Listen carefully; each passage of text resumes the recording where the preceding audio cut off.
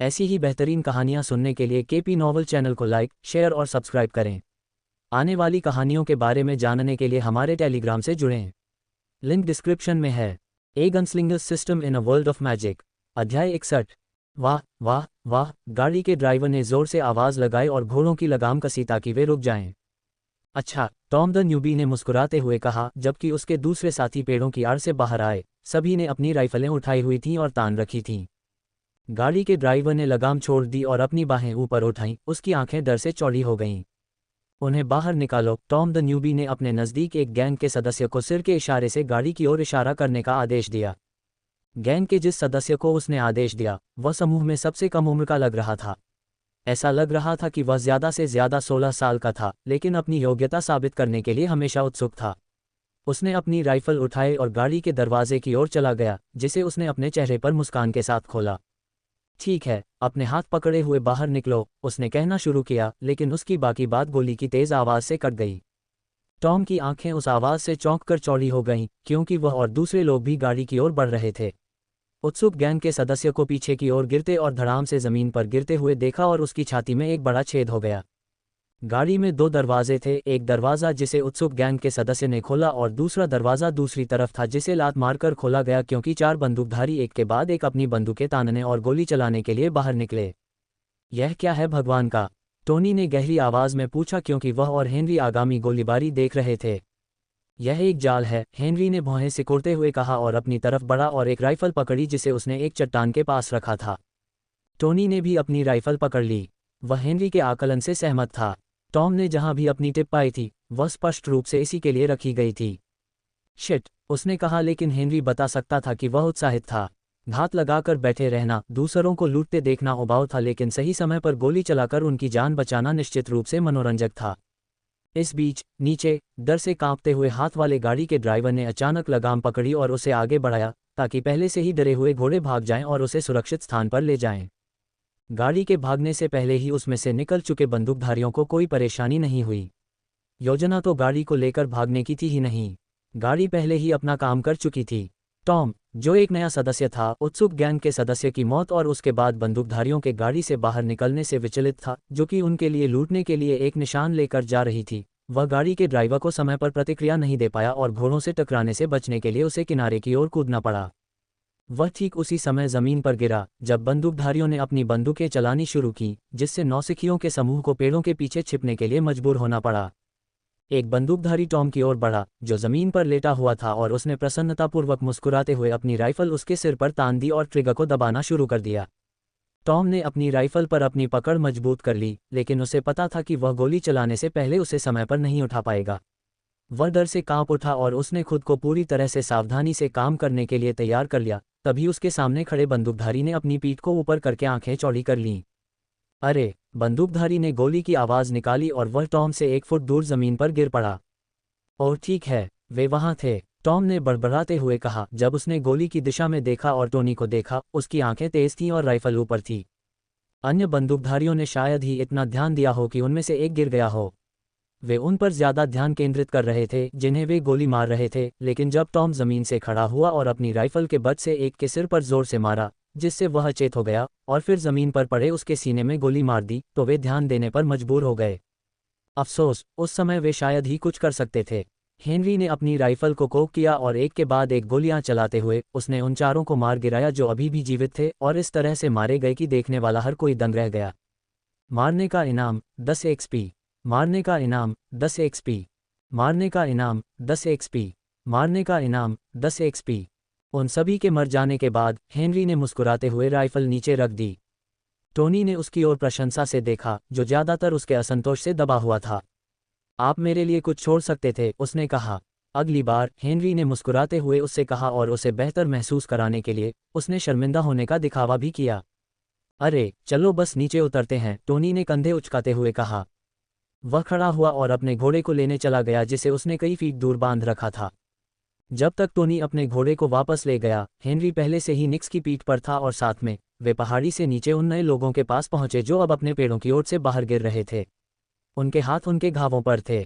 कंधा कंधा, धड़ धड़, कुछ भी जानलेवा नहीं अभी तक, हेनरी ने सोचा, जैसे उसकी नज़र उन चारों पर घूम रही हो, और उसने संतुष्ट होकर सिर हिलाया। आखिरकार वे सभी कीमती बोनस एक सब थे। धन्यवाद, टॉम ने कहा जब हेनरी और टोनी करीब आए। वह टिप आपको कहाँ से मिली? टोनी ने भौहें सिकोड़ते हुए पूछा। टॉम की भौहें सिकुड़ गईं। उसने खुद भी इसका पता लगाया था और जानता था कि वह टिप एक जाल थी और उत्सुक गैंग के सदस्य के शरीर पर अपनी नज़रें गड़ाए हुए वह और भी शर्मिंदा था, लेकिन फिर भी उसने टॉम के सवाल का जवाब दिया। शहर में, और तुम बस इसे लेकर भाग गए? टोनी ने पूछा। उसकी भौहें और भी गहरी हो गईं। आप शहर में से आगे विवरण नहीं दे सकते, लेकिन आपको लगा कि यह एक समूह को इकट्ठा करने के लिए पर्याप्त है। टॉम के होंठ कांप उठे। बाकी सभी नए लोगों की नज़रें अब उस पर थीं, लेकिन शर्मिंदगी में उसके कान लाल हो गए। उसने अपनी मुट्ठी बंद कर ली और अपनी कठोर नज़र टोनी पर घुमाई। मुझे क्या करना चाहिए था? मेरे सूत्रों की लंबी जांच। सूचना में कहा गया था कि गाड़ी आज इसी सड़क से होकर आ रही थी और 500,000 से अधिक वर्लान ले जा रही थी। इससे तुम्हें पता चल जाना चाहिए था, टोनी ने बीच में ही टोकते हुए जोर से कहा। क्या पता चल जाना चाहिए था? टॉम ने उतनी ही जोर से पूछा। ये तथ्य कि सूअर और भेड़ के किसानों के शहर से होकर जाने वाली गाड़ी में इतनी नकदी होगी जो लगभग गरीबी में डूबी हुई है, टोनी ने और भी जोर से कहा।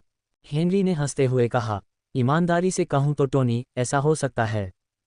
टोनी ने कहा, लेकिन उसकी आंखें अभी भी टॉम पर घूर रही थीं, जिसके होंठ आक्रामक तरीके से कड़े हो गए थे और वह भी घूर रहा था। मुझे माफ़ करें, नए लोगों में से एक ने कहा, लेकिन हम घायल हैं और वास्तव में भागना चाहते हैं। ठीक है, हेनरी ने कहा। वह टोनी और टॉम के बीच बातचीत में फंस गया था जिसे वह भूल गया था। अपने घोड़ों पर चढ़ो, येलेना तुम्हें ठीक कर देगी। हेनरी को यकीन नहीं था कि डायोनिसियो गैंग की निवासी हीलिंग विच के बारे में मात्र उल्लेख करने पर नए लोगों के चेहरे पर जो मुस्कान थी वह कैसी थी। ठीक है, सभी नए लोगों ने लगभग एक स्वर में कहा और पेड़ों की ओर मुड़ गए ताकि वे उस जगह की ओर जा सके जहां उन्होंने अपने घोड़े बांध रखे थे। और तभी निक्स के कान फड़कने लगे, लेकिन अगर हेनरी ने ध्यान नहीं दिया होता तो भी वह उनकी दिशा में कई खुरों की गड़गड़ाहट सुन सकता था। क्या तुमने सुना? टोनी ने अपना सिर झुकाकर पूछा। उसने अपने घोड़े को आवाज़ की दिशा में मोड़ा और लगभग तुरंत ही उन्होंने एक समूह को अपनी ओर आते देखा। बंदूक की बेल्ट, राइफलों और रिपीटर्स की बैरल उनके कंधों से ऊपर उठ रही थी और पीछा करने की खुशी के साथ साथ ध्यान केंद्रित करने की अभिव्यक्ति।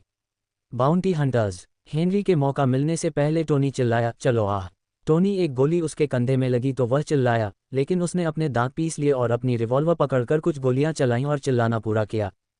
अपने घोड़ों पर चढ़ जाओ। अभी नए लोगों को 2 बार चिल्लाने की जरूरत नहीं थी। आने वाली भीड़ को देखते ही उनमें भय भर गया और वे पेड़ों की ओर से होते हुए अपने घोड़ों पर सवार हो गए और जितना संभव हो सके उतनी दूर भाग गए। टोनी का घोड़ा थोड़ी देर तक अपनी जगह पर इधर उधर घूमता रहा, लेकिन स्थिर रहा और अपने सवार को आने वाले हमलावरों का सामना करने दिया। टोनी की सभी गोलियां चूक गईं और जैसे ही बाउंटी शिकारी करीब आए, हेनरी ने भी मुड़कर जल्दी से गिनती की। 20, 25, उसने दांत पीसते हुए कहा। वे एक साथ आ गए, टोनी ने अपनी रिवॉल्वर को होलिस्टर में रखते हुए कहा। उसने अपनी सारी गोलियां चला दी थीं और वे सभी चूक गई थीं, इसलिए अपने कंधे में दर्द को सहते हुए उसने बेहतर निशाना लगाने की कोशिश करने के लिए अपनी राइफल उठाई। बाउंटी शिकारी 2 समूहों में बंट गए।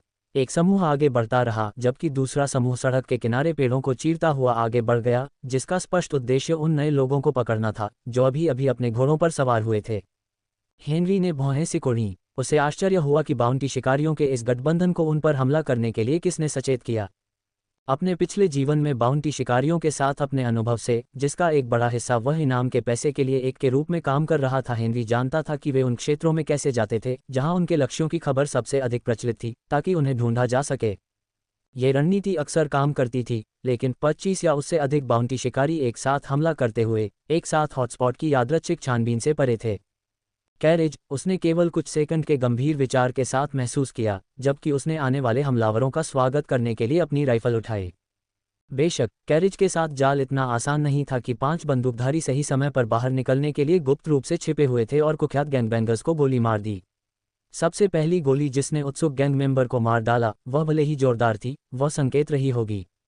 बाद में हुई गोलियों ने पुकार को और आगे बढ़ाया और अब बकवास, हेनरी ने निराशा के साथ सोचा और अपनी राइफल से गोली चला दी। किल रिवार्ड 10 एक्सपी। उसने राइफल को कॉक किया और कुछ सेकंड के क्रिटिकल निशाने के साथ उसने 2 और बार गोली चलाई जिससे 2 और मारे गए।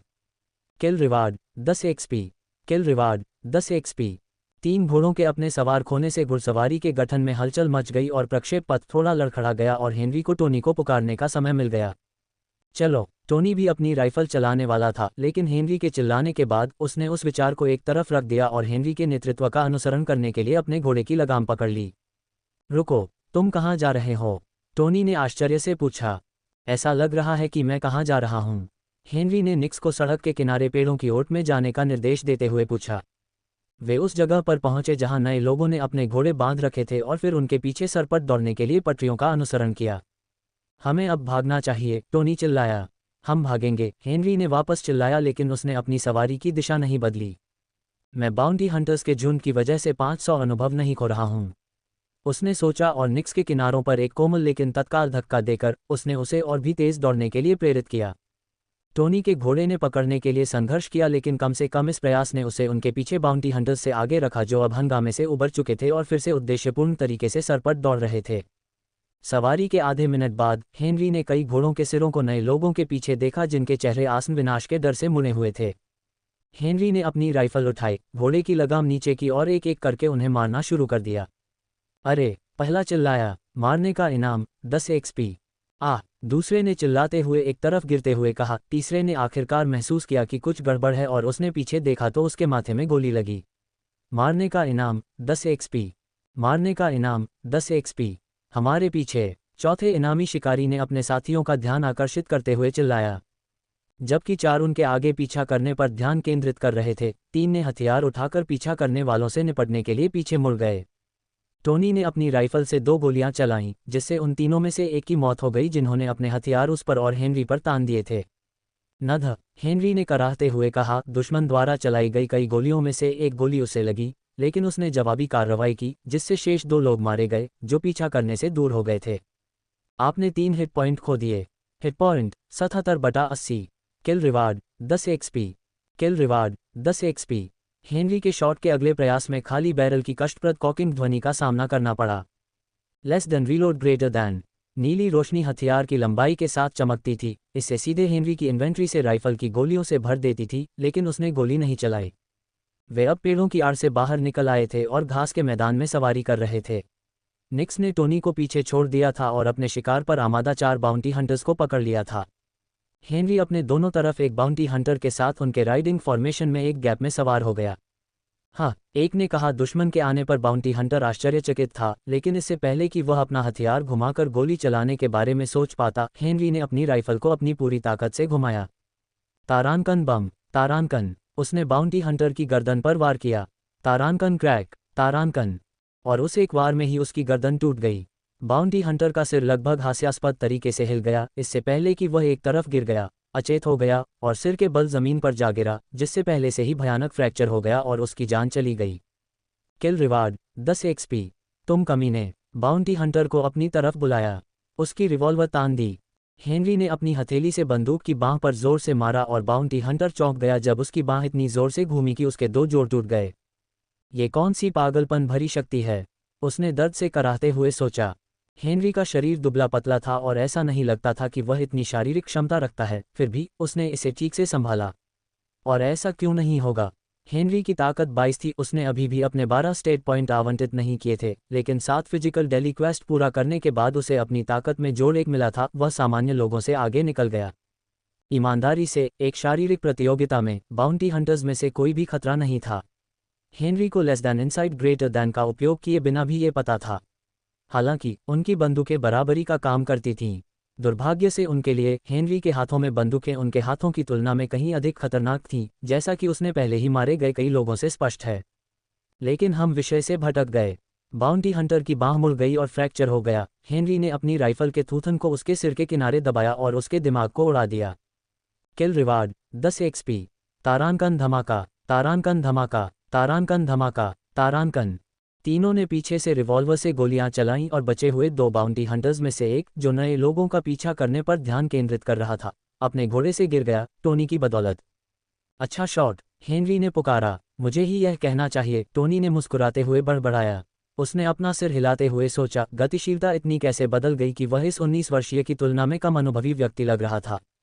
निक्स घोड़े के ठीक बगल में दौड़ रही थी, जिस पर आखिरी बाउंटी हंटर सवार था और जो नए लोगों की पूंछ पर था, और जैसे ही वह सरपट दौड़ी, उसने उस तरफ देखा और सहज खुशी से कराह उठी। हेनरी ने सुना कि वह अपने दिमाग में क्या कह रही थी। अरे, उसने कहा, मैं तुम्हें थोड़ा धक्का देने वाली हूँ। हेनरी को यकीन नहीं था कि घोड़ा सुन सकता है कि निक्स क्या कह रही थी। उसने अनुमान लगाया होगा कि ऐसा नहीं हो सकता। किसी भी तरह घोड़ा डर के मारे अपनी आंखें बाहर निकालकर जोर से चिल्लाया। निक्स ने झूठ बोला था। उसने उसे जरा भी नहीं हिलाया। उसने इतनी जोर से हिलाया कि घोड़ा कम से कम 5 फीट दूर चला गया और जब वह जमीन पर गिरा तो वह अपने सवार पर गिर गया। गिरने के प्रभाव को बढ़ाते हुए उसने उसे अपने वजन के नीचे कुचल दिया, जिससे वह लगभग तुरंत मर गया। निक्स ने एक हत्या में योगदान दिया है। निक्स को 5 अनुभव प्राप्त हुए हैं। हेनरी ने धीरे से कहा, बहुत बढ़िया। निक्स ने कुछ नहीं कहा और बस अपनी सर पर दौड़ जारी रखते हुए आत्मसंतुष्ट होकर रोई। और फिर पीछे से और बगल से भी गोलियां चलाई गईं। अपनी आंखें चौड़ी करके टोनी ने चारों ओर देखा और देखा कि बाउंटी शिकारियों की बाकी भीड़ उन पर इकट्ठी हो रही है। एक समूह पीछे से आया जबकि 2 अन्य समूह बगल से उन पर आए। सभी ने अपनी राइफलें उठाई और तान दीं। आह! एक नौसिखिया चिल्लाया जब गोलियों ने उसे मारा, उसे मार डाला और उसके घोड़े को गिरा दिया। अरे! एक सेकंड के लिए चिल्लाया क्योंकि उसका भी यही हश्र हुआ। 200 एक्सपी खत्म हो गया। हेनरी ने गहरी भौहें सिकुड़ते हुए सोचा और उसने अपनी राइफल उठाई और गोली चलाना शुरू कर दिया। 2 बाउंटी शिकारियों को मार डाला इससे पहले कि वे नए लोगों पर इकट्ठी हो पाते। किल रिवार्ड 10 एक्सपी। किल रिवार्ड 10 एक्सपी। मृत्यु के भय से आंखें चौड़ी करके नौसिखिया टॉम ने अपने 2 और साथियों को गठन से बाहर गिरते और उनकी मृत्यु की ओर देखा। जाओ, हेनरी ने पुकारा, टॉम को उसके मन में चल रहे उदास विचार से बाहर निकालते हुए। अलग हो जाओ, मैं उन्हें तुमसे दूर रखूंगा। नए लोग अलग हो गए और अलग अलग रास्तों की ओर चले गए, जिससे उनके पीछे लगे बाउंटी शिकारी भी अलग हो गए, लेकिन निश्चित रूप से हेनरी ने उन्हें एक एक करके मारने के लिए अपनी राइफल तैयार रखी थी। निक्स, किनारे हो जाओ, उसने पहले पुकारा। वह निक्स की लगाम नहीं पकड़ रहा था और उसे उस दिशा में निर्देशित नहीं कर सकता था जिस दिशा में वह जाना चाहता था, लेकिन उसके आदेश को अच्छी तरह से स्वीकार किया गया और निक्स को ठीक से पता था कि उसका क्या मतलब है। वह जिस रास्ते पर जा रही थी उससे भटक गई, जिससे हेनरी पर पीछे से दागे जा रहे कई शॉट चूक गए। हेनरी के आदेश का पालन करते हुए वह एक कदम और आगे बढ़ गई, क्योंकि उसके शरीर से काली धुंध उठने लगी और उसके पैर तेज हो गए और उसकी गति बढ़ गई। Less than shadow dash greater than. वह बाउंटी शिकारियों की नज़रों से ओझल हो गई और अपनी राइफलों को हिलाकर उसे निशाना बनाने की उनकी कोशिशें और भी विफल हो गईं। पिछले हफ्ते निक्स ने अपनी less than shadow dash greater than skill के साथ अभ्यास किया था और अब वह बेहतर जानती थी कि उसकी सीमाएं क्या हैं। उसने इस स्किल का इस्तेमाल लंबी दौड़ के लिए नहीं किया और इसका इस्तेमाल सिर्फ एक बेहतरीन चकमा देने के लिए किया। जब वह अपनी सामान्य सरपट दौड़ने की गति पर लौटी तो हेनरी अपनी राइफल के साथ तैयार था। उसे पहले से ही निक्स की सामान्य गति का पालन करना मुश्किल लग रहा था और इससे हमेशा उसके शॉट्स पर असर पड़ता था। हालांकि वह इससे अच्छी तरह अभ्यस्त हो गया था, लेकिन less than shadow dash greater than skill ने इसे एक कदम और आगे बढ़ा दिया और उसे अपने शॉट्स में फिर से आश्वस्त होने से पहले उसके शरीर से काली धुंध के दूर होने का इंतजार करना पड़ा। किल रिवार्ड 10 एक्सपी। किल रिवार्ड 10 एक्सपी। किल रिवार्ड 10 एक्सपी। किल रिवार्ड 10 एक्सपी। 4 और लोगों के मारे जाने के बाद 3 नए लोग सुरक्षित जगह पर भागने के लिए ज्यादा स्वतंत्र थे। कुछ और मीटर चलने के बाद वे जंगल में घुस गए और सड़क से गायब हो गए। हेनरी को उम्मीद थी कि पीछे से पीछा कर रहे बाउंटी हंटर्स में से ज्यादा लोग भागकर उनका पीछा करेंगे, लेकिन किसी ने ऐसा नहीं किया। उन्हें भूल जाओ, एक बाउंटी हंटर ने गहरी आधिकारिक आवाज में कहा, चलो उनमें से एक को पकड़ने पर ध्यान केंद्रित करते हैं। वे स्पष्ट रूप से हेनरी और टोनी को संदर्भित कर रहे थे। ठीक है, बाकी लोगों ने जोर से आवाज लगाई और फिर अपनी बंदूकें फायर करते हुए चिल्लाने लगे। उनमें से एक को जिंदा रखने की कोशिश करो। पहले से अलग एक और बाउंटी हंटर चिल्लाया। क्या तुम्हें नहीं लगता कि हम ये जानते हैं? तीसरा चिल्लाया। बाकी लोगों ने सहमति में बड़बड़ाया, लेकिन वास्तव में उनमें से सबसे मूर्ख भी जानता था कि गोली का गलत हो जाना कितना आसान है। वे एक तेज रफ्तार से पीछा कर रहे थे और अंधाधुंध तरीके से गोली चला रहे थे और वे पीछा कर रहे लोगों को रोकने के बजाय उन्हें मार डालने की अधिक संभावना रखते थे। हेनरी ने देखा कि उनके लहजे में कोई भाईचारा नहीं था, एकजुटता की कोई भावना नहीं, और निश्चित रूप से हेनरी द्वारा पहले से ही मारे गए कई लोगों के बावजूद गुस्से या नुकसान का कोई स्वर नहीं था। लेकिन निश्चित रूप से यह अपेक्षित था। ये इनाम के शिकारी थे जो ग्रामीण इलाकों में सबसे बड़े गिरोह का पीछा कर रहे थे। एक गिरोह जो दिन ब दिन बढ़ता जा रहा था और खुद को पहचान दिलाने में कोई समस्या नहीं थी। एक गिरोह इतना कुख्यात था कि उसके नेता के सिर का इनाम 1/4 मिलियन वर्लान था। वैसे भी वे शायद अगले घोड़ों को निशाना बनाएंगे, हेनरी ने सोचा। मुझे आश्चर्य नहीं होगा अगर उन्होंने पहले ही ऐसा कर लिया हो और निक्स के चकमा ने इसे टालने में मदद की हो। आह्लानत है, दर्द की अचानक चीख ने हेनरी को पीछे देखने पर मजबूर कर दिया और उसने देखा कि टोनी उसके जितना भाग्यशाली नहीं था और वह अपनी गोलियों से बच नहीं पाया था। उस आदमी के कंधों से खून बह रहा था। उसकी पीठ में कई गोलियों के निशान थे और एक गोली उसकी पसलियों को तोड़ते हुए उसके बाजू में लगी थी और एक अंग में छेद हो गया था। हालांकि उसे कई गोलियां लगी थीं, इसलिए टोनी ने जोर से गाली नहीं दी, बल्कि यह एक विशेष रूप से प्रभावशाली गोली थी जो उसकी रीढ़ के बहुत करीब लगी और उसे आगे की ओर झुकने से पहले झुकने पर मजबूर कर दिया। उसकी सांसें कमज़ोर घरघराहट के साथ बाहर आ रही थीं, लेकिन उसने एक जोरदार सांस ली और अपने आप को इतना नियंत्रित कर लिया कि उसने अपनी रिवॉल्वर उठाई और सिलेंडर में बची हुई सभी गोलियों को फायर कर दिया। उनमें से एक गोली एक बाउंटी शिकारी के माथे पर लगी, जिससे वह अपने घोड़े से गिर गया और सफल शॉट पर मुस्कुराते हुए टोनी ने खुद को खूनी मुस्कान दी क्योंकि वह अपने घोड़े की लगाम को फिर से पकड़ने और उस पर नियंत्रण पाने में कामयाब रहा। हेनरी ने भौहें सिकोड़ी और जवाबी कार्रवाई में गोली चलाने के लिए अपनी राइफल उठाई, लेकिन उसका निशाना तब भटक गया जब निक्स अचानक रुक गई और संकट की चीखें निकालते हुए अपने पिछले पैरों पर खड़ी हो गई। चट्टान, उसने हेनरी के सिर में चिल्लाया।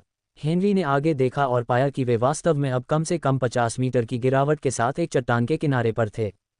टोनी के घोड़े ने भी चट्टान पर प्रतिक्रिया की और भी अधिक आक्रामक और भयभीत कराहते हुए वह भी अपनी जगह पर रुक गया, लेकिन सौभाग्य से वह अपने पिछले पैरों पर खड़ा नहीं हुआ।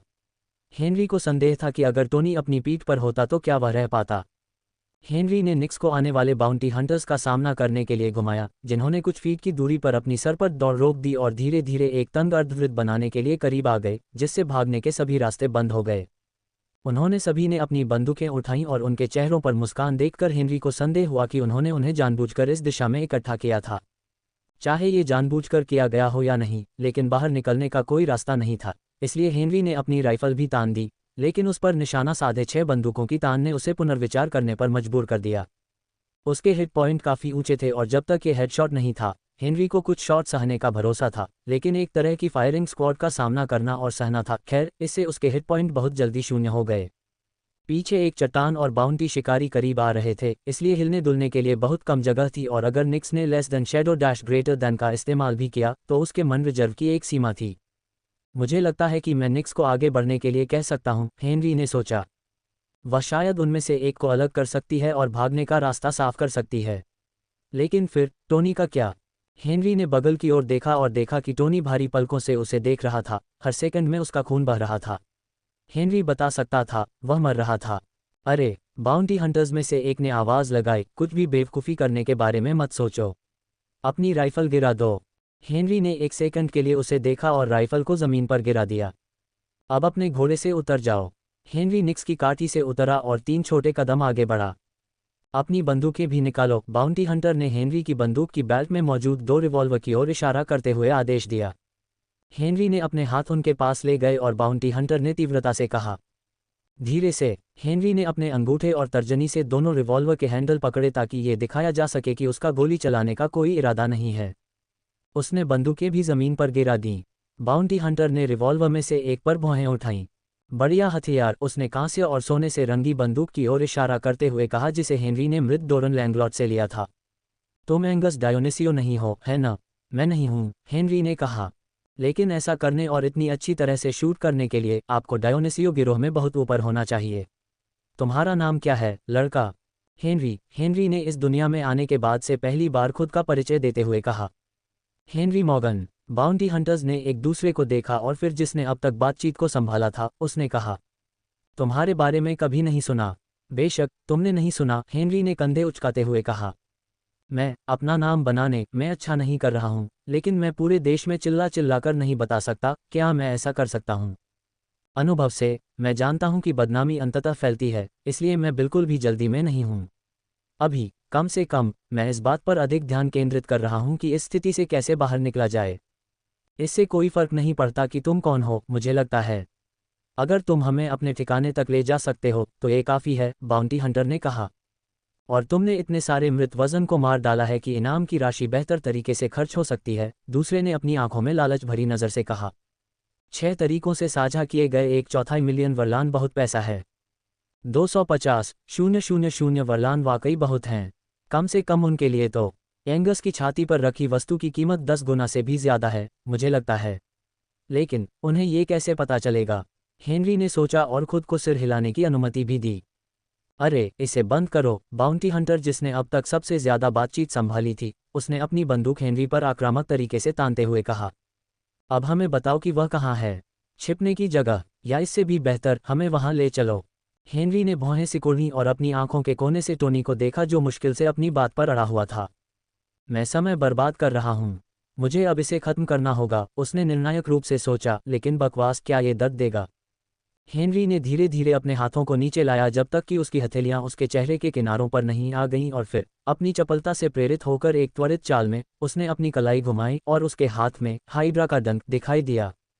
ओई! बाउंटी हंटर चिल्लाया और अपनी बंदूक का ट्रिगर दबाने की कोशिश की, लेकिन तब तक बहुत देर हो चुकी थी। हेनरी ने एक अम्लीय हरी गोली चलाई जो किसी भी गोली से कहीं ज्यादा तेज थी और लक्ष्य की छाती पर लगी। मारने का इनाम 10 एक्सपी। बाउंटी हंटर के धड़ पर हरी नसें उभर आईं और उसकी गर्दन और सिर के बगल में फैल गईं और उसकी आंखें लाल हो गईं। उसने अपनी राइफल जमीन पर गिरा दी और अपना सिर उठाया और चुपचाप चीखने लगा, क्योंकि उसमें से हरा कोहरा निकलने लगा था। उसकी जान चली गई। बाउंटी हंटर अपने घोड़े की बगल में गिर गया और क्योंकि वे सभी एक साथ थे, वह अपने बगल में किसी से टकराया और फिर उसे पीछे की ओर गिरा दिया गया और वह जमीन पर धमाका करते हुए गिरा, जहां से हरा कोहरा निकलता रहा। बचे हुए बाउंटी हंटर्स को कोहरे या अपनी पहले से बड़ी संख्या में किसी और की मौत की कोई परवाह नहीं थी। अपने दिमाग के कोनों में वे जानते थे कि यह इनाम के पैसे में से अपने हिस्से का एक और आदमी था, और जैसे ही उन्होंने अपने दिमाग में जल्दी जल्दी हिसाब लगाया कि अब उन्हें पैसे को सिर्फ 5 तरीकों से बांटना था, उन्होंने लगभग सहजता से अपनी बंदूकें चला दीं। ये कमीना! उनमें से कुछ ने गोली चलने से पहले चिल्लाया।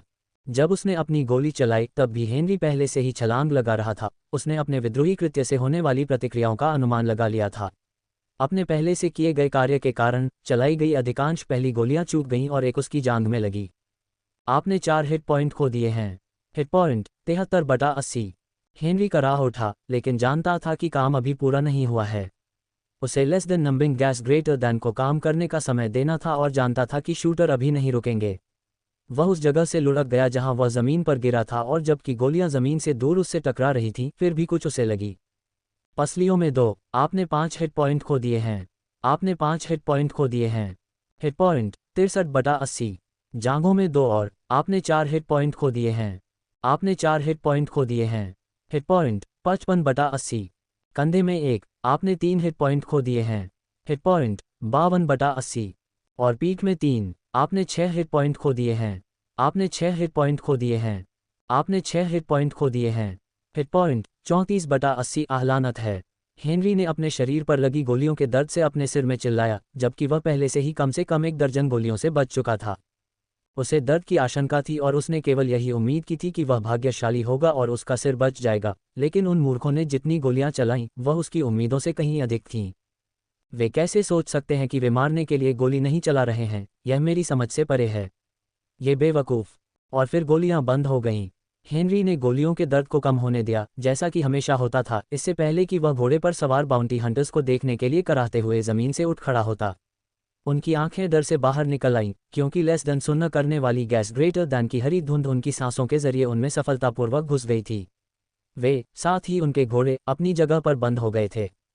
घोड़ों की बात करें तो वे लकवाग्रस्त थे। वे अपने 4 पैरों पर स्थिर रहने में असमर्थ थे, और एक झटके के साथ वे जमीन पर गिर गए, जिससे बाउंटी हंटर्स उनकी पीठ से हिल गए। जैसे ही हेनरी उनके पास पहुंचा, उसने हाइड्रा का डंक अपनी इन्वेंट्री में वापस रख लिया और अपनी रिवॉल्वर जमीन से उठा ली। क्या तुमने क्या किया? एक बाउंटी हंटर ने कहने के लिए संघर्ष किया। ये कौन सा जादू है?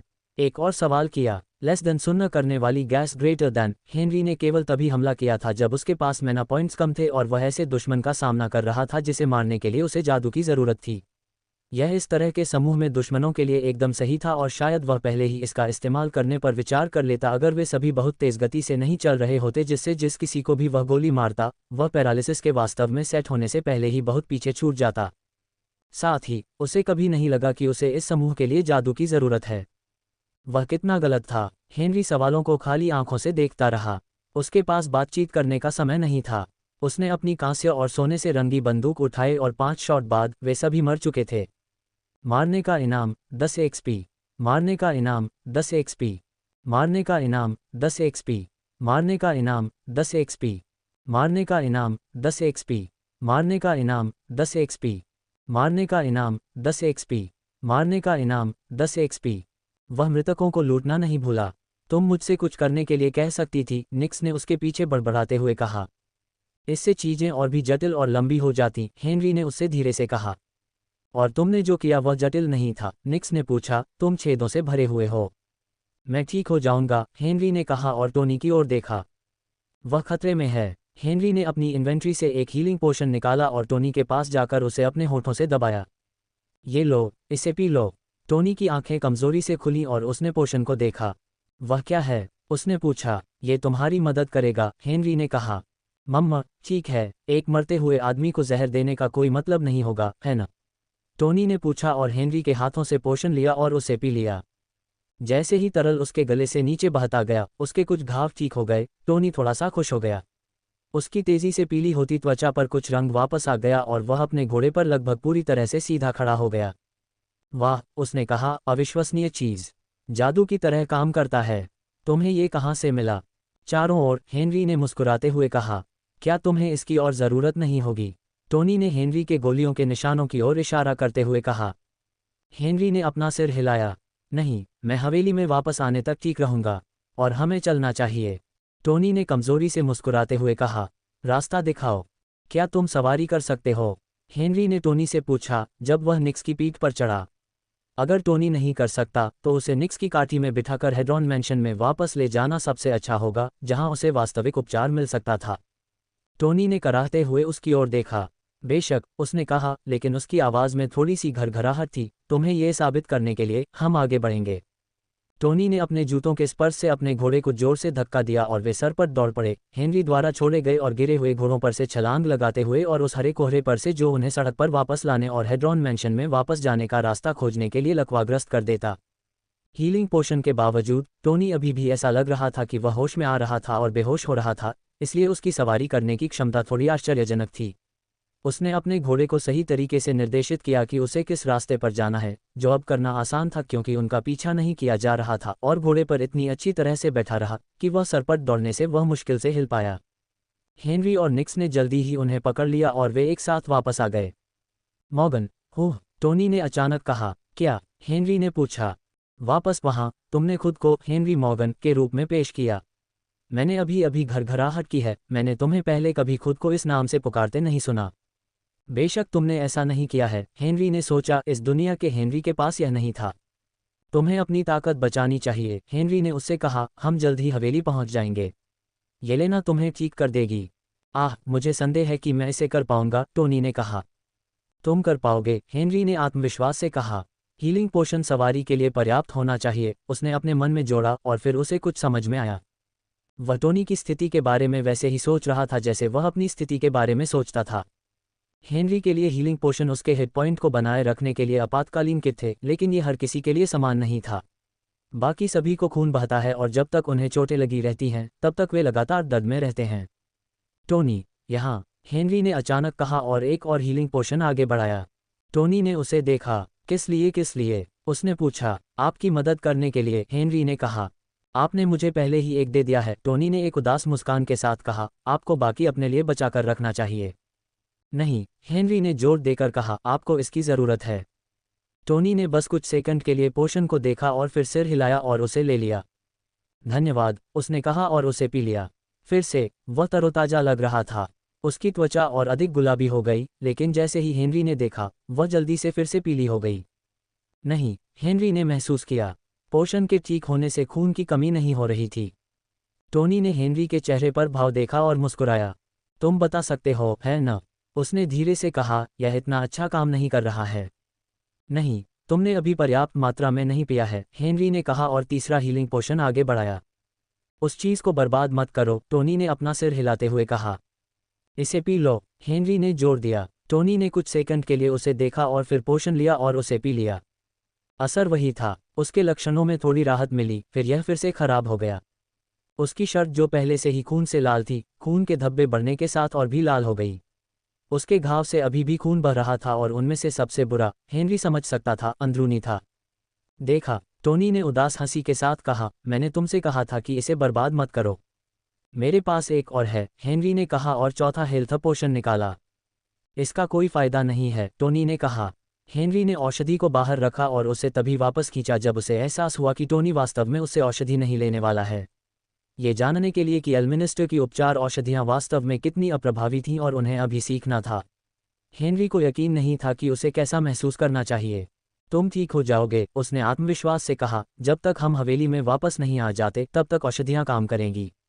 ये लेना से। टोनी हंसा। झूठा, उसने एक दयालु मुस्कान के साथ कहा। तुम पहले से ही जानते हो। हेनरी ने कुछ नहीं कहा। उसे पता था। टोनी फिर से हंसा और अपने घोड़े की गर्दन के पीछे खून खांसने लगा। उसने अपने मुंह के कोने से अतिरिक्त खून पोंछते हुए हेनरी से कहा, ठीक है, अगर यह हमारी आखिरी बातचीत है, मुझे पूछना होगा, मॉर्गन। सच में, यह एक बनावटी उपनाम के लिए सबसे अच्छा था जो आप कर सकते थे। आपके पास वहाँ कुछ अच्छा चुनने का मौका था। अगर वे कहानी सुनाने के लिए जीवित रहते हैं, कुछ कूल जैसे शैडो हॉक या कुछ और। मैंने इसे नहीं बनाया, हेनरी ने धीरे से कहा, यह मेरे पिता का नाम था। ओह, टोनी ने कहा, मुझे नहीं पता था कि तुम्हारे पिता हैं। हेनरी के बारे में टोनी और बाकी लोगों ने जो इतिहास जाना था वह ये था कि उसे अनाथालय से कैसे बाहर निकाला गया था। उस कहानी में कभी भी उसके माता पिता होने का संकेत नहीं मिला था। कम से कम ऐसे माता पिता तो नहीं जिन्हें वह कभी जानता था। हाँ, मैं उसके बारे में ज्यादा बात नहीं करता, हेनरी ने कहा, लेकिन उसका असल मतलब ये था कि इस दुनिया का हेनरी कभी अपने माता पिता के बारे में बात नहीं करता क्योंकि वह उन्हें कभी नहीं जानता था। वह, हेनरी मॉर्गन, अपने पिछले जीवन में अपने माता पिता को जानता था और अपने अपराध जीवन की शुरुआत से कई साल पहले उनके साथ रहता था। टोनी ने अपना गला साफ करने में कामयाबी हासिल की जिससे उसके मुंह में और खून भर आया। ठीक है, तुम एक मरते हुए आदमी को असंवेदनशील होने के लिए माफ कर सकते हो, है ना? जरूर, हेनरी ने उसे एक छोटी सी मुस्कान के साथ कहा, लेकिन तुम नहीं हो मरते हुए। बह, मरते हुए आदमी को झूठी उम्मीद देना अच्छा नहीं है, टोनी ने कहा और खूनी मुस्कान बिखेरी। सुधार, मरते हुए आदमी को झूठी उम्मीद देना हमेशा अच्छा होता है, हेनरी ने कहा। आपने स्वीकार किया कि मैं वहां मर रहा था, टोनी ने धीरे से कहा। हेनरी ने अपना सिर झुकाया। जीभ की फिसलन। हाँ, टोनी ने हंसते हुए कहा, हेनरी मॉर्गन, आपको जानकर खुशी हुई। हेनरी रुका और 1 मिनट के लिए कुछ नहीं बोला और फिर सिर हिलाया। आपको जानकर भी खुशी हुई, टोनी शैडोहॉक। टोनी ने नाम की सराहना करते हुए हंसी और अपने घोड़े के सहारे झुककर फुसफुसाया। देखा, ये कितना अच्छा लगता है। खैर, मैं अब आराम करने जा रहा हूँ। वे अब हेड्रॉन मैंशन के करीब थे जब टोनी ने अपनी आंखें बंद कर लीं, नींद में खो गया और चुप हो गया। 10 मिनट बाद हेनरी ने निक्स को हेड्रॉन मैंशन के आंगन में दहलीज पार करने का निर्देश दिया और कुछ सेकंड के लिए चारों ओर लगे टेंटों की भारी संख्या को देखकर स्तब्ध रह गया जब तक कि उसे याद नहीं आया कि पिछले हफ्ते गैंग की संख्या बढ़ गई थी। एंगस ने सुविधा के लिए उन्हें अलग अलग ठिकानों में अलग करके डोरन लैंगलॉट मार्ग नहीं अपनाया था। उसे ऐसा लगता था कि यह जरूरी नहीं था। चारों ओर नए चेहरों के बावजूद हेनरी असली सदस्यों को पहचानने में सक्षम था, कम से कम वे जिन्हें वह जानता था। चार्ल्स, डेवोन और डाना ने अपने हाथ जोड़े हुए थे और अपनी आंखें आपस में बात करते हुए अव्यवस्थित आंगन का निरीक्षण कर रहे थे, लेकिन जब उन्होंने हेनरी के काले घोड़े को अंदर आते देखा तो वे जो भी चर्चा कर रहे थे वह अचानक रुक गई। जब हेनरी निक्स की पीठ से नीचे उतरा तो वे पहले ही जल्दी से आया। क्या हुआ? दाना ने हेनरी के गोली लगे शरीर से टोनी के खून से लथपथ शरीर की ओर देखते हुए पूछा। हमें उसे येलेना ले जाना है, चार्ल्स ने कहा, जब उसने टोनी के घोड़े को शांत किया और उसे उसकी पीठ से उतार दिया। इसका कोई फायदा नहीं है, हेनरी ने धीरे से कहा। उसके पास इस विचार को शांत करने और उसे शांत करने के लिए कुछ मिनट थे, इसलिए वह निश्चित रूप से जानता था और उसने फैसला किया कि वह दूसरों को एक मृत व्यक्ति के बारे में उपद्रव करने से बचा सकता है, जिसे वापस जीवित करने का उनके पास कोई मौका नहीं था। वह चला गया है। हेनरी के शब्दों ने टोनी के नाटक करने के किसी भी मौके को खत्म कर दिया, फिर भी चार्ल्स ने उसे उकसाया। अरे चलो यार, उसने इतनी जबरदस्ती से मुस्कुराते हुए कहा, उसका चेहरा टेढ़ा लग रहा था। उठो। किसी ने कुछ नहीं कहा। किसी ने चार्ल्स को यह नहीं कहा कि वह मरे हुए आदमी को न छेड़े क्योंकि उन्हें पता था कि वह अभी अपनी प्रक्रिया से गुजर रहा है, लेकिन डेवोन ने हेनरी की ओर तीखी और आक्रामक निगाह से देखा। क्या हुआ? उसने पूछा। हेनरी ने पाया कि वह उस सवाल में लगाए गए आरोप से बिल्कुल भी परेशान नहीं हो सकता। उसने बस एक गहरी सांस ली और जो हुआ था उसे सुनाने के लिए तैयार हो गया, तभी पीछे से सरपट दौड़ते घोड़ों ने उसे रोक दिया। हेनरी और टोनी के रास्ते से अलग रास्ता लेते हुए और दुश्मनों द्वारा पीछा किए जाने से बचने के लिए बहुत कठिनाई से गुजरते हुए 3 घोड़े हेड्रॉन मैंशन परिसर में घुस गए। हेनरी को ये जानने के लिए पीछे मुड़कर देखने की जरूरत नहीं पड़ी कि वह कौन था क्योंकि सिस्टम से आने वाली सूचनाओं ने उसका ध्यान रखा। क्वेस्ट पूरा हुआ, आपको 200 एक्सपी मिले हैं। निक्स को 100 एक्सपी मिले हैं। जीवित बचे लोगों की संख्या 3। आपको 300 एक्सपी का बोनस मिला है। निक्स को 150 एक्सपी मिले हैं। स्तर ऊपर, आप अब स्तर 9 पर हैं। हिट पॉइंट अधिकतम बढ़कर 90 हो गया। मन पॉइंट अधिकतम बढ़कर 100 हो गया। आपको आवंटित करने के लिए 6 स्टेट पॉइंट मिले हैं। अब आपके पास 18 असंबद्ध स्टेट पॉइंट हैं। नाम हेनरी मॉर्गन। स्तर 9 162/2100 एक्सपी। जाति मानव। वर्ग गनस्लिंगर। शीर्षक डेथ हस्बैंड गैंगबैंगर वाइकर killer. Hit point 4490। Mana point 100/100। ताकत 22। चपलता 15। सहनशक्ति 12। धारणा 10। कौशल मार्कसमैनशिप लेवल 3 लेस देन सक्रिय उपकौशल। त्वरित सोच ग्रेटर देन लेस देन सक्रिय उपकौशल। पुनः load greater than taming level 2 less than सक्रिय उपकौशल। बॉन्डिंग ग्रेटर देन अंतर्दृष्टि लेवल 1। आपके पास 18 असंबद्ध स्टेट पॉइंट हैं। अधिसूचना और स्थिति स्क्रीन को एक तरफ करके हेनरी ने पीछे मुड़कर देखा कि आने वाले नए लोग रुक गए हैं। सभी के शरीर पर पीछा करते समय लगी चोटों के निशान थे और सबसे आगे टॉम उदास दिख रहा था। टॉम ने अपना सिर उठाया और हेनरी की आंखों को देखा। उसने कुछ नहीं कहा और बस अपने होठों को सिकोड़ लिया। फिर उसने टोनी को देखा जो अभी भी अपने घोड़े की पीठ पर लेटा हुआ था। उसने रुककर देखा कि सांस लेने के लिए कोई उतार चढ़ाव नहीं था और उसकी आंखें चौड़ी हो गईं जब वे हेनरी की ओर वापस गईं, जो चुपचाप दूर और फिर डेवोन की ओर देख रहा था। हम पर हमला किया गया था, हेनरी ने कहा। सूचना एक जाल थी जिसे बाउंटी हंटर्स ने किसी ऐसे व्यक्ति को पकड़ने के लिए बिछाया था जो उन्हें ठिकाने तक ले जा सके। उनमें से 25 या उससे ज्यादा लोग हम पर कूद पड़े और हमें एक चट्टान पर ले गए। गोलीबारी में टोनी की मौत हो गई। डेवोन ने हेनरी को देखते हुए कुछ सेकंड बिताए, लेकिन उसकी गवाही पर संदेह करने का कोई कारण नहीं था, इसलिए उसने उन नए लोगों की ओर देखा जो अपने घोड़ों से उतर रहे थे। वह सूचना जो तुम्हें मिली, उसने चौंककर कहा और उनकी ओर एक कदम बढ़ाया। हेनरी ने अपना हाथ बढ़ाया और उसे अपनी छाती पर रखते हुए उसे वापस पकड़ लिया। मत करो, उसने अपना सिर हिलाते हुए कहा, परेशान मत हो। वैसे भी यह वास्तव में उनकी गलती नहीं है। हम काम पर जाने से पहले टिप की कितनी अच्छी तरह से जांच करते हैं। हेनरी ने हम का इस्तेमाल किया, लेकिन उसने पहले कभी डायोनिसियो गैंग के लिए टिप नहीं ली थी और न ही उसके पीछे गया था। हालांकि ये कुछ ऐसा था जो उसने अपने पिछले जीवन में कई बार किया था, लेकिन दुख की भावना इतनी प्रबल थी कि कोई भी उसकी छोटी सी गलती को पकड़ नहीं सका। बस इसे जाने दो, उसने अपने सीने से हाथ हटाने से पहले डेवोन से कहा। 10 मिनट बाद Henry, Charles, Tris, Stephen, Devon, Dana और गुड ओल्ड जो हवेली से कुछ फीट की दूरी पर पूरी तरह से इसकी दीवारों के बाहर एक छेद के बगल में खड़े थे जिसे उन्होंने खोदा था और टोनी को उसमें उतारा था। एंगस कहाँ है? चार्ल्स ने अपने चेहरे पर दृढ़ भाव और अपने मृत मित्र पर नजर रखते हुए पूछा। वह बाहर गया था, जो ने कहा। कहाँ? चार्ल्स ने पूछा। जो ने कंधे उचकाए। मुझे नहीं पता, उसने कहा, बस उसने कहा था कि उसे कुछ काम था। वह पूरे दिन बाहर रहा है। इससे चार्ल्स और भी क्रोधित हो गया और चारों ओर देखते हुए हेनरी ने दूसरों के चेहरों पर भी वही भाव देखा। वह समझ गया कि क्यों उनके दिमाग में एंगस ने ये सब किया। उसने नए सदस्यों के लिए उनके दरवाजे खोले जो अपनी असत्यापित युक्तियां लेकर आए। उनके दिमाग में चीजें कभी भी इतनी बुरी नहीं हुई थीं जितनी एक समय में 20 से अधिक बाउंटी हंटर्स द्वारा पीछा किए जाने से हुई थीं। इससे भी बुरी बात यह है कि एंगस को अभी भी यह स्पष्ट नहीं था कि उसकी क्या बड़ी योजनाएं थीं और उन्हें ब्लैक मैनर को लूटने का प्रबंधन कैसे करना चाहिए था, जबकि उनका अपना एक व्यक्ति दुश्मनों के हाथों मर गया था जिसके शरीर में जादू का एक भी अंश नहीं था। चार्ल्स ने अपना गला साफ किया।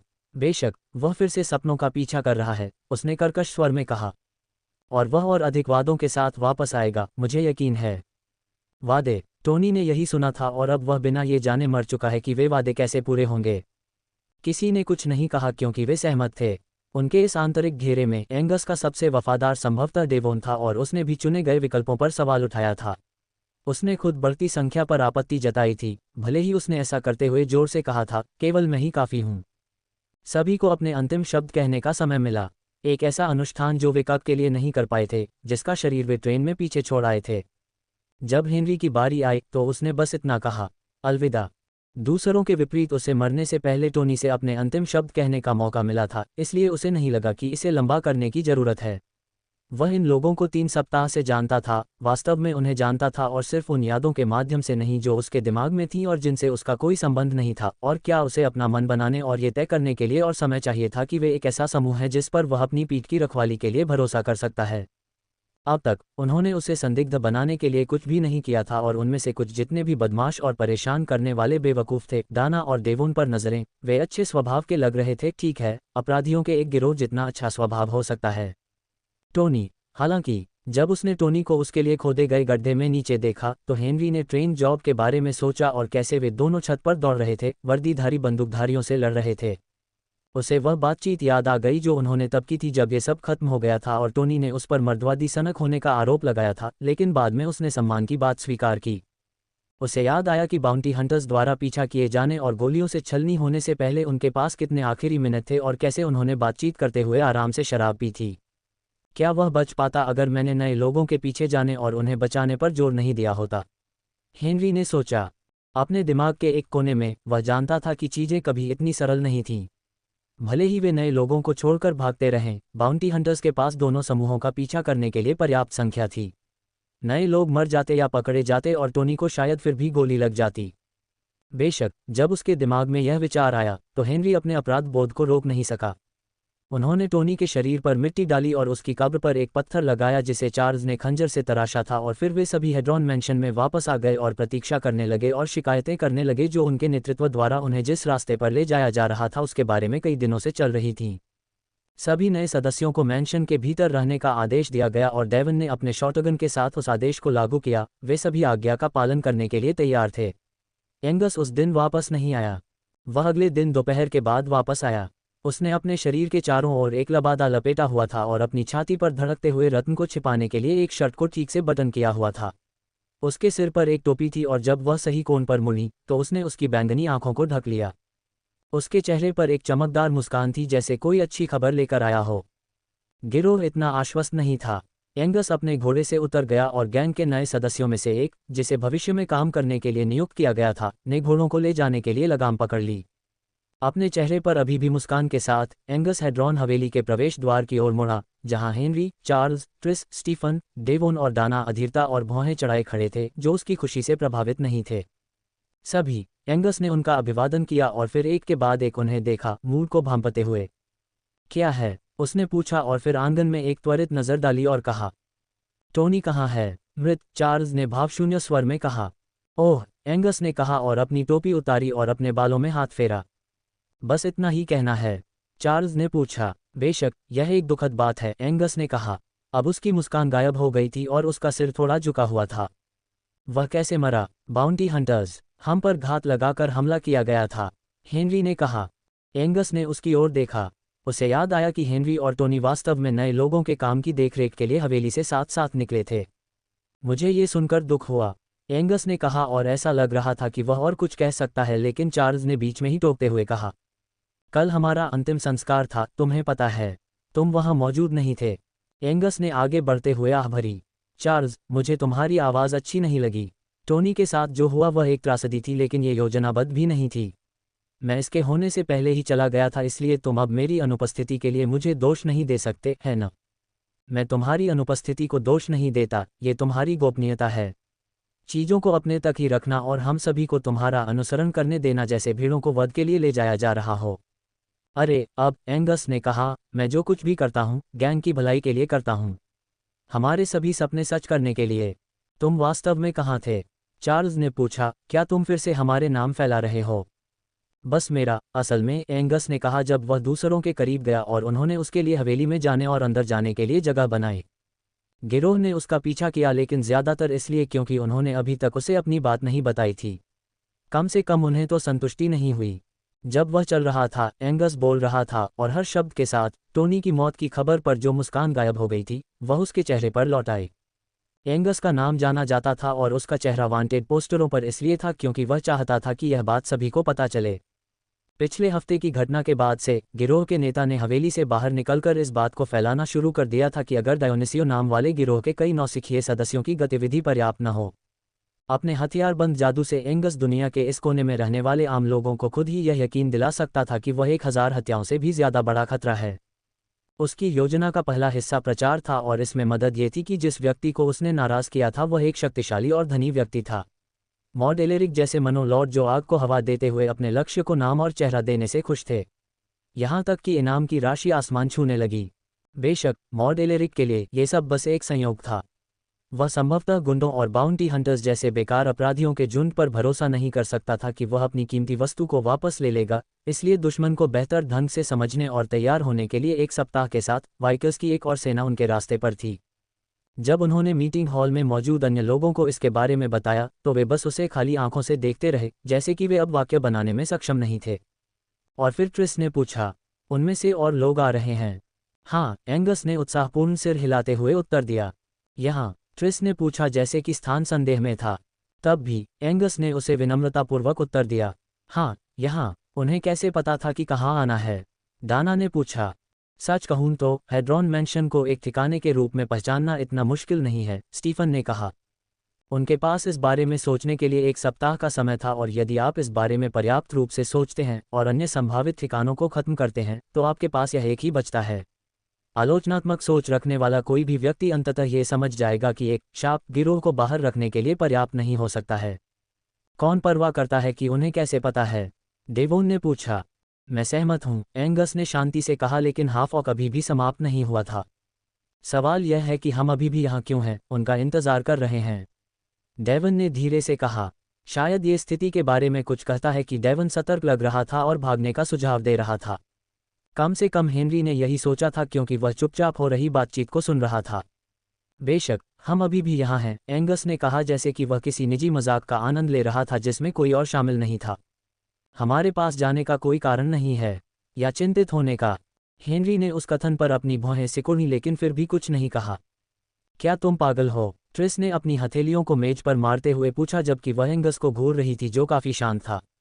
एंगस ने अपने सामने सूजे हुए चेहरों में से एक को देखा और फिर कहा, हमारे पास चिंतित होने का कोई कारण नहीं है, क्योंकि हमारे पास कोई ऐसा है जो वाइकस को कोई मौका नहीं देता है।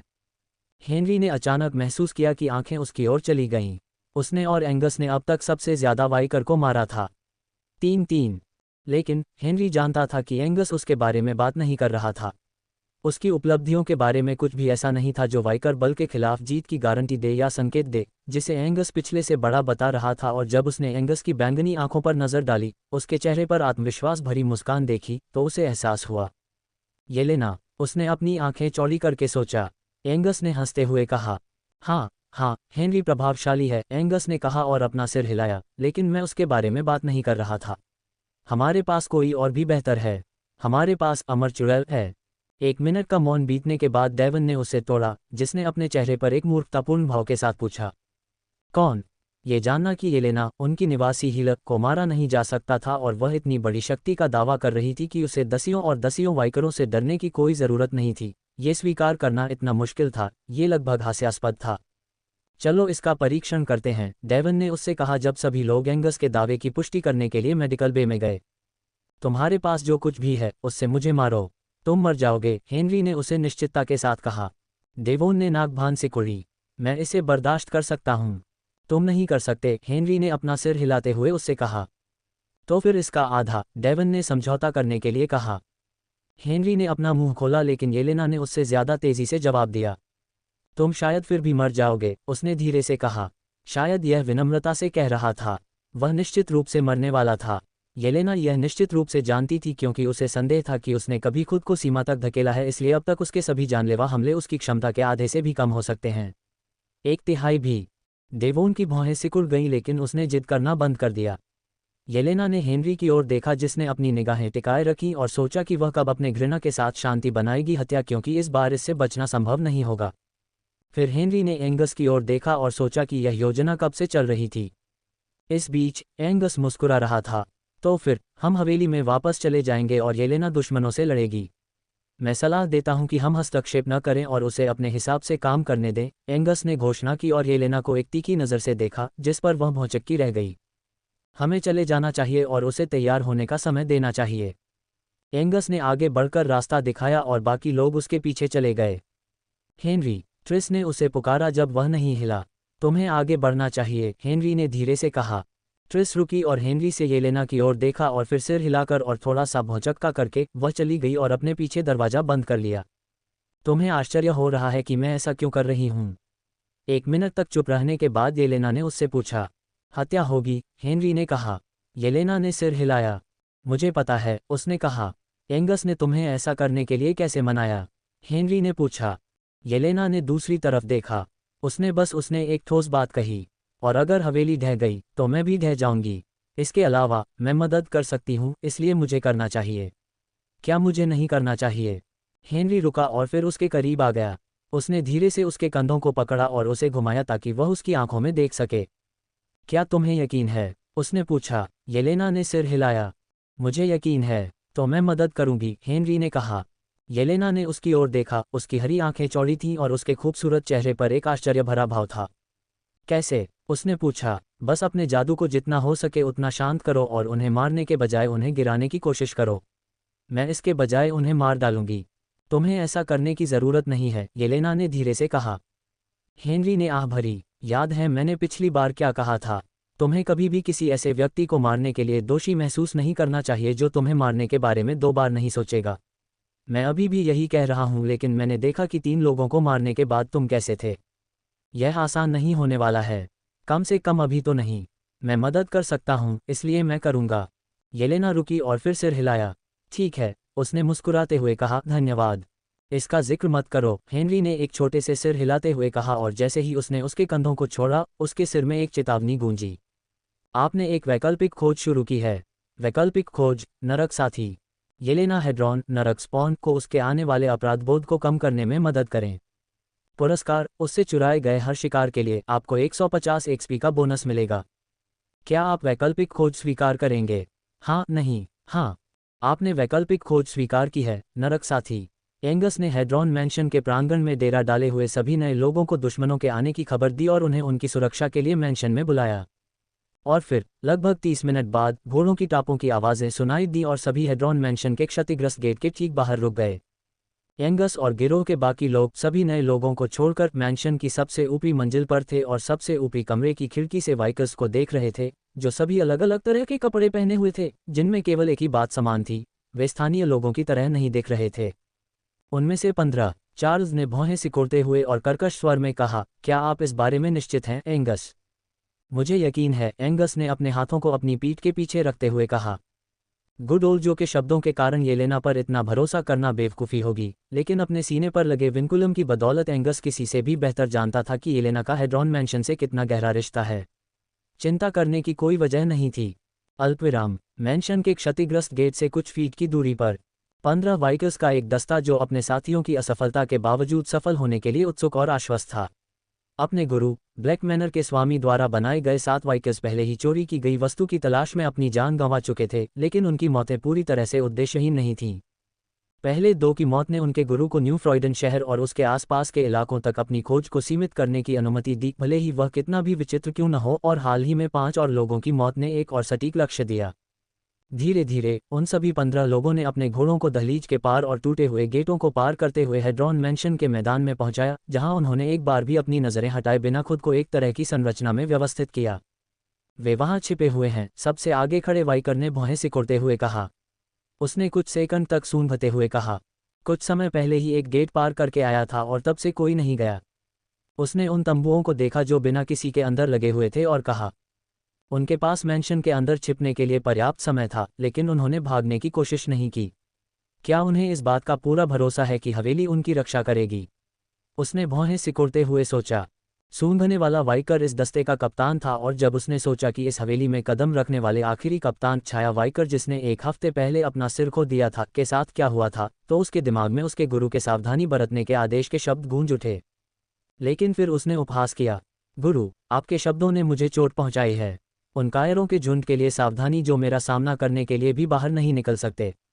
उसने एक आत्मसंतुष्ट मुस्कान के साथ सोचा, इसकी ज़रूरत नहीं है। फ्लेम वाइकर्स, उसने ऊंची आवाज़ में पुकारा और कमान संभालते हुए हाथ उठाया। उसके पीछे से कुछ घोड़े अलग हो गए और अपने हाथों को ऊपर उठाकर आग के गोले बनाए जो उनकी हथेलियों और उंगलियों के ठीक ऊपर धधक रहे थे। फ्लेम वाइकर्स को आग के गोले को अपनी जगह पर रखने में कुछ सेकंड लगे, क्योंकि उनके कैप्टन का हाथ अभी भी उठा हुआ था, और जब उसने अपना हाथ नीचे किया तो उन्होंने उसे हवेली की दीवारों पर फेंक दिया।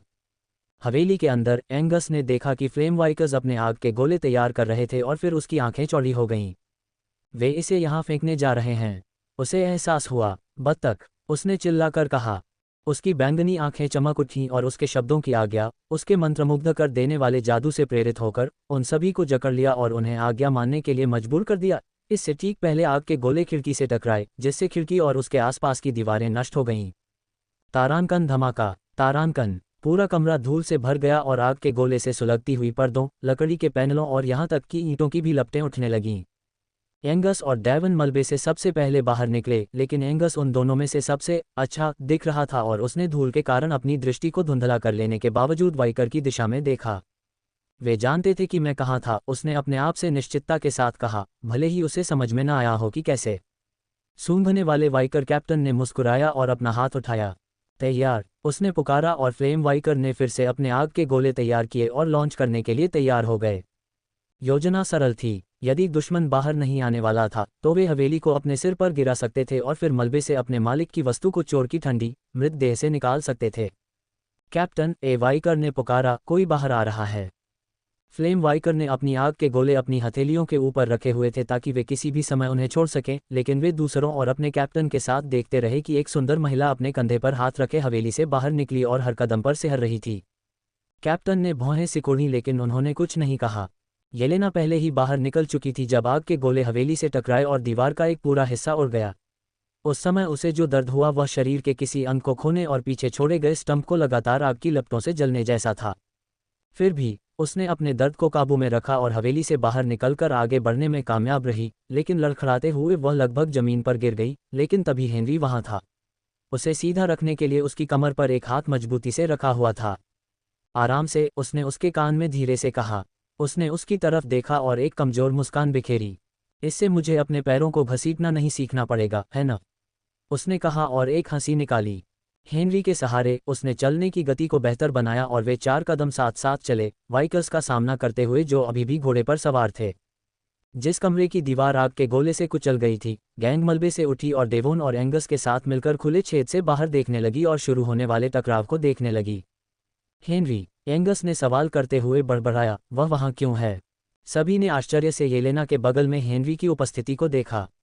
ट्रिस की नज़रें उसकी कमर के चारों ओर उसके हाथ पर थीं। अब बेहतर है, हेनरी ने येलेना से फुसफुसाते हुए पूछा।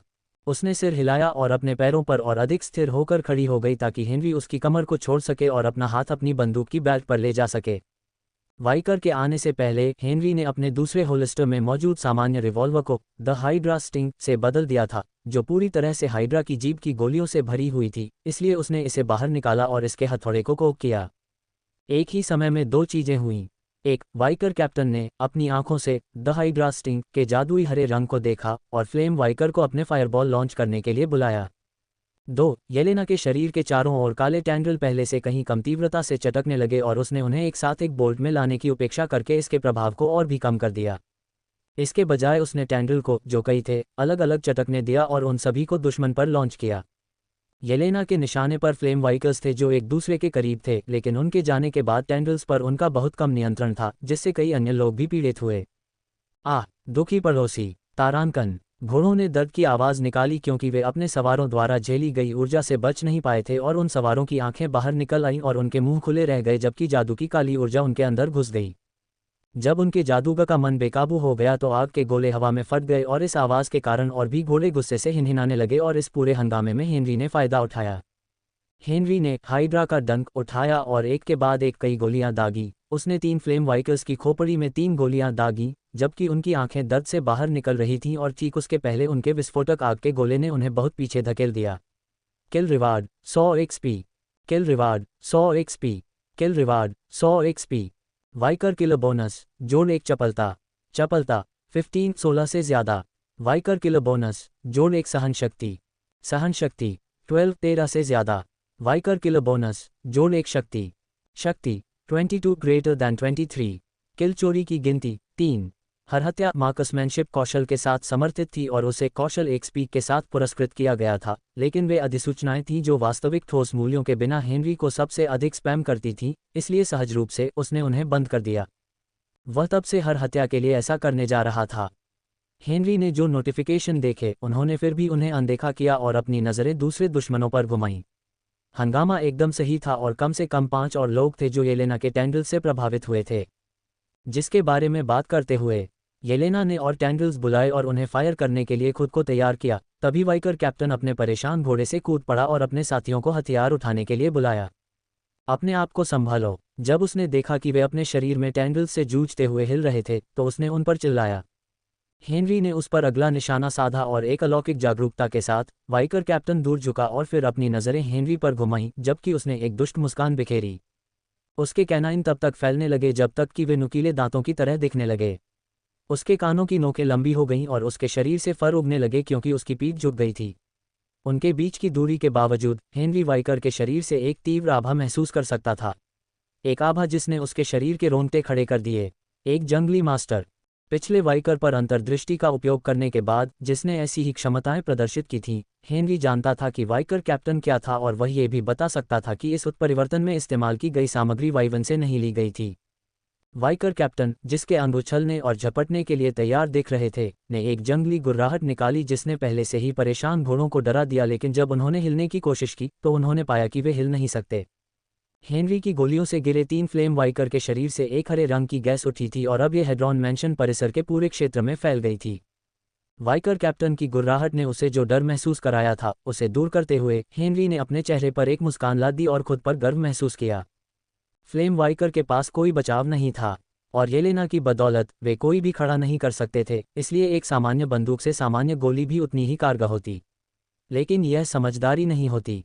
उन्हें गुप्त रूप से लकवाग्रस्त कर देना और येलेना द्वारा अनजाने में हत्या करने के सभी अवसरों को एक ही झटके में चुराकर खत्म कर देना कहीं बेहतर था। लेकिन फिर जब गैस ने उनके आसपास के वातावरण को संतृप्त कर दिया तब भी वाइकर हिल गए। उनके अंग फड़कने लगे और उन्होंने संघर्ष के मामूली संकेत दिखाए, लेकिन वे हिल गए।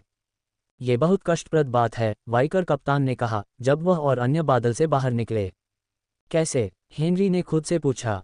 हेनरी के सवाल को सुनते ही वाइकर के कप्तान के लंबे कान फड़कने लगे और उसने अपनी जंगली मुस्कान वापस पा ली जब उसने कहा, मन परिसंचरण, तुम मूर्ख। उन्होंने वास्तव में गैस को सांस के साथ अंदर लिया था, चाहे वह कम मात्रा में हो या अधिक मात्रा में, लेकिन लकवा जैसी कष्टप्रद चीज पर काबू पाने के तरीके थे। मन जितना मजबूत होगा, प्रभावों से छुटकारा पाना उतना ही आसान होगा। मुझे मत बताओ कि जो लोग पहले आए थे वे इस तरह की सस्ती चालों में फंस गए, कप्तान ने एक हंसी के साथ कहा। हेनरी का दिमाग तेजी से काम करता था। वास्तव में उसने सोचा, मैंने कभी भी किसी ऐसे व्यक्ति पर लेस देन 0 करने वाली गैस ग्रेटर दैन का इस्तेमाल नहीं किया है जिसके पास मन है। जिस एकमात्र व्यक्ति पर उसने इसका इस्तेमाल किया था वह था अर्न द फ्लेम वाइकर और वह एक हेडशॉट था, इसलिए उसकी खोपड़ी में लगी गोली संभवतः लेस देन 0 करने वाली गैस ग्रेटर दैन के पक्षाघात से अधिक उसकी मौत का कारण थी। ठीक है, फिर हेनरी ने खुद को सिर हिलाते हुए कहा और फिर से बंदूक उठाई। नई योजना। फिर वाइकर आगे बढ़े। 12 में से 6 अभी भी जीवित थे और उन्होंने हमला किया। पीछे रह गए 6 में से 3 ने खुद को फ्लेम वाइकर के रूप में दिखाया, जिन्होंने उन 3 लोगों की तरह जिन्होंने अब अपनी जान गंवा दी थी, आग के गोले दागे। येलेना ने काले रंग के टैंडल दागे, लेकिन पहले से ही हमला कर रहे स्केल्ड वाइकर ने उन पर हमला कर दिया और उन्हें गोली मार दी, जिससे फ्लेम वाइकर ने अपने आग के गोले सफलतापूर्वक दागे और उन्हें हवेली पर फेंक दिया। तारांकन बूम, तारांकन, एक और विस्फोटक प्रभाव और हवेली के दूसरे हिस्से का विनाश। अंदर नष्ट दीवार के बहुत करीब खड़े गिरोह के सदस्य चिल्लाते हुए और संरचनाओं पर हमला करते हुए दूर चले गए। येलेना दर्द से दोहरी हो गई और उसी क्षण एक स्केल्ड वाइकर उसके पास आया और उसे इतना शक्तिशाली झटका दिया कि प्रभाव की ध्वनि की बाद की लहरें सुनी जा सकती थीं। तारांकन बम, तारांकन नहीं, हेनरी ने लगभग सहज रूप से चिल्लाया, लेकिन सिर से पैर तक एक वाइकर पहले से ही उसके सामने था और इससे पहले कि वह प्रतिक्रिया करने के बारे में सोच पाता, पंजे उसकी त्वचा को चीरते हुए खून निकालने लगे और उसे इतनी ताकत से मारा कि वह दूर जाकर दीवार से जा टकराया। आपने 25 हिट पॉइंट खो दिए हैं। Hit point 65/90। हेनरी के जमीन पर गिरने से पहले वाइकर ने एक पैर आगे बढ़ाया और इतनी ताकत से मारा कि उसने अपनी पसलियों के टूटने और टुकड़ों में बिखरने की आवाज़ सुनी। एक आक्रामक खांसी के साथ उसने खून थूका, लेकिन वाइकर ने ऐसा नहीं किया। उसने हेनरी के सिर को पकड़ा और उसे दीवार पर बैंग के साथ कई बार पटका, फिर उसे छोड़ दिया ताकि वह जमीन पर फिसल सके। उसके खून ने दीवार पर खून के निशान बना दिए। हेनरी की आंखें जलने लगीं। उसका सिर ऐसा लगा जैसे फट गया हो, जो वास्तव में बहुत संभव था। हाइड्रा के डंक पर उसकी पकड़ ढीली हो गई। बेशक सिस्टम की बदौलत उसे हर वार से होने वाली तीव्र पीड़ा अस्थायी थी, भले ही उसकी दृष्टि अभी भी रोशनी और आकृतियों से भरी हुई थी जिनका कोई मतलब नहीं था। हालांकि उसके हिट पॉइंट कहीं ज्यादा गंभीर थे। आपने 20 हिट पॉइंट खो दिए हैं। आपने 10 हिट पॉइंट खो दिए हैं। आपने 10 हिट पॉइंट खो दिए हैं। आपने 10 हिट पॉइंट खो दिए हैं। आपने 10 हिट पॉइंट खो दिए हैं। Hit point 10/90। स्केल्ड वाइकर अपनी करतूत को देखने और हेनरी की कमजोर सांसों को सुनने के लिए और करीब झुका। और फिर हेनरी ने इसे महसूस किया। जीवन पोषण करने वाली ऊर्जा की लहर जिसने एल्मिनिस्टर के हीलिंग पोशन की किसी भी क्षमता को ग्रहण कर लिया था उसके अंदर बह गई। उसके घावों को ठीक कर दिया और सेकंडों में उसके हिट पॉइंट को अधिकतम तक पहुंचा दिया। उसी क्षण उसने हाइड्रा के डंक पर अपनी पकड़ मजबूत की, उसे ऊपर उठाया और वाइकर की छाती में एक तेजाब की गोली दाग दी। गोली वाइकर के सुरक्षात्मक तराजू को छेदती हुई निकल गई और दरारें दिखाई देने लगी और उसके सीने पर फैलने लगी, इससे पहले कि वे एक धमाके के साथ फट जाएं, जिससे वाइकर कई फीट दूर जा गिरा, जहां दर्द से कराहने और उसके खून में तेज तेजाब की भयावहता के बावजूद वह अपने पैरों पर खड़ा रहा। हेनरी को रेना द स्केल्ड वाइकर के साथ अपने अनुभव से पता था कि वाइकर के तराजू को तोड़ने और उसे मारने के लिए एक गोली पर्याप्त नहीं थी और उस जानकारी के साथ वह तैयार था।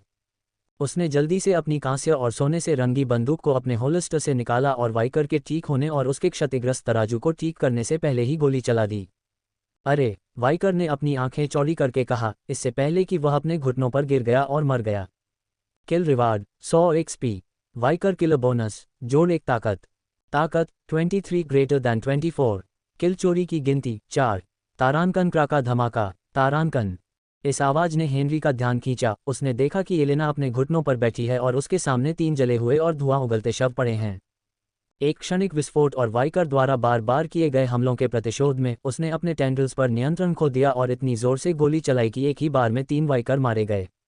अब उसने अपने हाथों को अपने चेहरे पर रखा हुआ था, अपनी फैली हुई उंगलियों के बीच से चौड़ी आंखों से अपने शिकारों को देख रही थी, डरी हुई थी। हाँ, वाह, उन्हें पकड़ो। दीवार को जो नुकसान पहुंचा था उसने लड़ाई को नए लोगों के दर्शकों के लिए खोल दिया था, जो अब ईंटों के मलबे से उठकर घायल शरीर के अंगों को पकड़ रहे थे, जबकि उनके होंठ खुशी से मुस्कुरा रहे थे। उनका ध्यान ज्यादातर येलेना पर था और उसे एक शक्तिशाली हमले को झटकते हुए और एक घातक प्रहार के साथ जवाबी हमला करते हुए देखना, जिसने तुरंत 3 दुश्मनों को मार डाला जो सभी खुद जादू कर सकते थे, देखने लायक नज़ारा था। उन सभी के लिए यह एक नई बात थी। जादू एक ऐसी विलासिता थी जिसे उनमें से किसी ने भी करीब से या बिल्कुल भी नहीं देखा था और इसे एक गहन लड़ाई में बार बार इस्तेमाल होते देखना निश्चित रूप से उत्साहजनक था।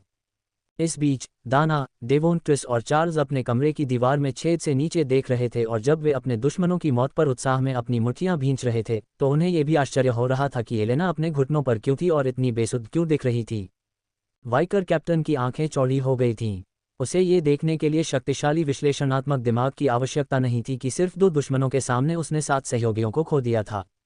योजना में बदलाव। उसने फ्लेम वाइकर को और अधिक आग के गोले चार्ज करते हुए पुकारा, उन्हें मार डालो। हेनरी ने मुश्किल से इस बात पर ध्यान दिया कि उसके पीछे कई मीटर दूर क्या था। वह जल्दी से येलेना के पास गया और उसके कंधे को पकड़ लिया।